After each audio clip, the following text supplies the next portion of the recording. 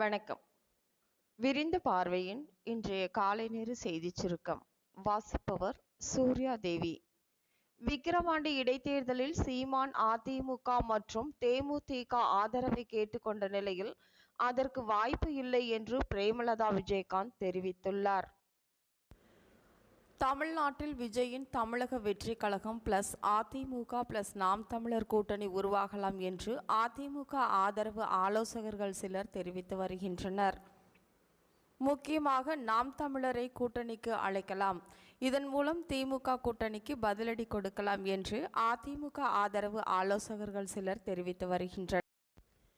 அதிமுக பாஜக கள்ளச்சாராய மரணத்திற்கு அனுதாபம் தெரிவிக்கிறார்களா அல்லது அந்த மரணத்தை வைத்து முதலமைச்சர் மு.க.ஸ்டாலின் அவர்களுக்கு எதிராக அரசியல் செய்கிறார்களா என்பது தெரியவில்லை என முன்னாள் தமிழக காங்கிரஸ் கமிட்டி தலைவர் அழகிரி தெரிவித்துள்ளார். பாமக நிறுவனர் மருத்துவர் ராமதாஸ் கள்ளக்குறிச்சி விசச்சாராய வழக்கு குறித்து சிபிஐ விசாரணை மேற்கொள்ள வேண்டும் என்று தொடர்ந்து தெரிவித்து வருகிறார். மேலும் இது குறித்து சென்னை உயர்நீதிமன்றத்தில் பாமக தரப்பில் வழக்கு தொடரப்பட்டுள்ளது. இந்நிலையில் 1972ஆம் ஆண்டு மது குறித்து அறியாத தலைமுறைக்கு மதுவை அறிமுகம் செய்தது திமுக தான். மது குறித்த அனைத்து தீமைகளுக்கும் திமுக தான் காரணம். எனவே தமிழக அரசு முழு மதுவிலக்கை அமல்படுத்த வேண்டும் என்று செய்தியாளர்களை சந்தித்த மருத்துவர் ராமதாஸ் தெரிவித்துள்ளார்.